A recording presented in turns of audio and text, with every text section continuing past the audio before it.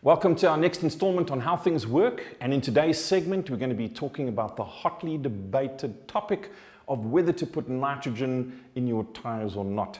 And I'm sure most of you will agree that other than the topic of the bulls versus the stormers, the other hot topic at a braai is indeed nitrogen. So we're going to discuss whether it is worth it or not, and we're going to have a look at some of the claims that are made and how those claims are supported with the science. And at the end, we'll give you our view on whether to use nitrogen or not. So first of all, let's have a look at the claims.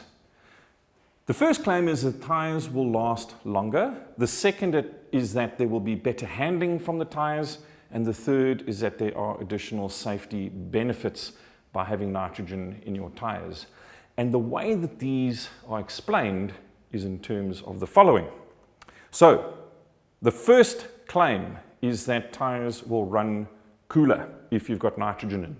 And the reason for that is nitrogen is a dry gas, and the claim is that air has moisture in it, and the moisture particles rubbing together, that frictional effect causes the tire to increase in temperature.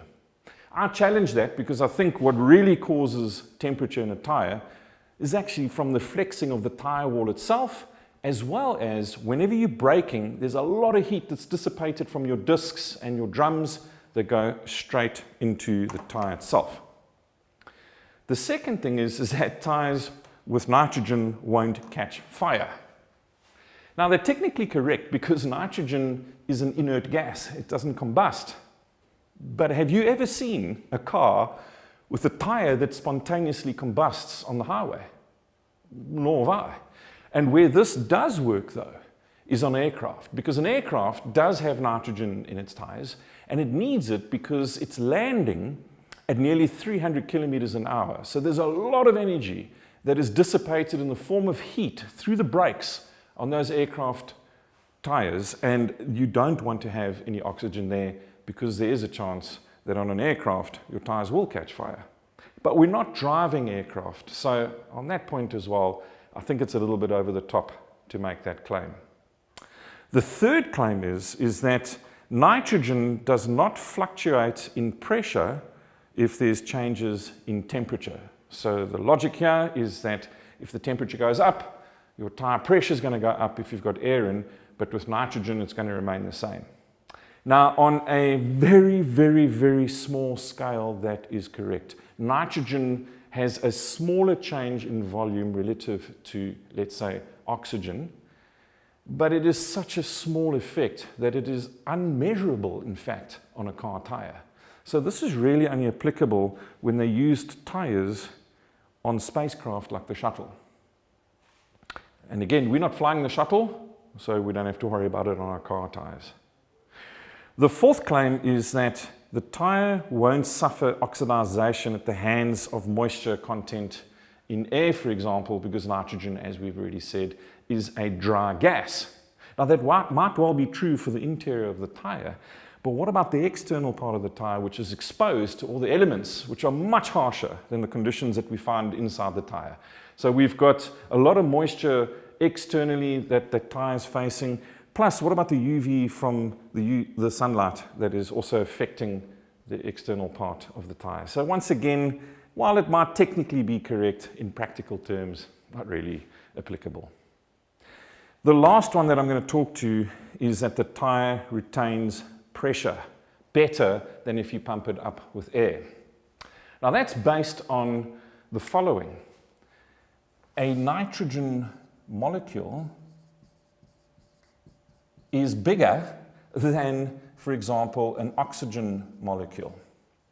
The nitrogen molecule is 400 picometers, and the oxygen is 300 picometers. I'm going to get to how small a picometer is, but the thesis behind this is that because the nitrogen molecule is bigger than the oxygen molecule, it's not going to permeate through the sidewall of the tire.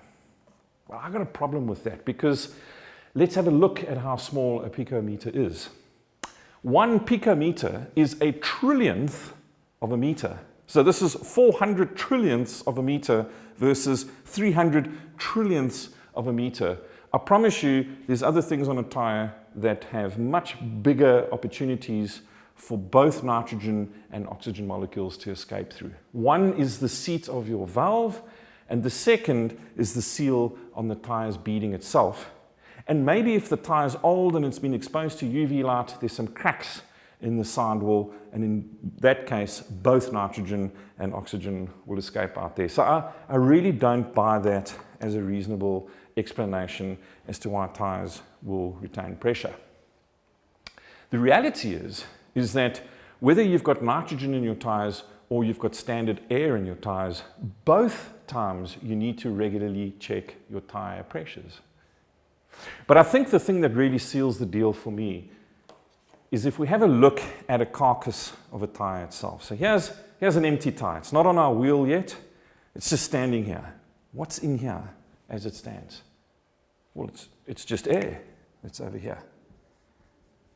And what makes up 79% by volume of air? Well, it's nitrogen. So as it stands, if we just pump air into our tires, 79% of that is nitrogen in any case. Now, unless you are able to scavenge and purge out all the air by using a suction pump and literally sucking out all the air so that you can fill this up 100% with nitrogen, the estimations are that you will only get about a 6% gain in nitrogen. So we go from 79% to 85% nitrogen. Because unfortunately, when you do have your tires filled up by nitrogen, they don't purge the air out. They simply let your tires go flat, and as we've said, there's already air in here, and then they pump up your tires with nitrogen. All right, folks, and there you have it. We've taken you through the pros and cons of putting nitrogen in your tires. From a personal point of view, I don't think it's worth it. Obviously, there's no harm in putting nitrogen in your tires, but we just simply don't think it's worth all the fuss. And on that bombshell, we'll end this segment and see you next week.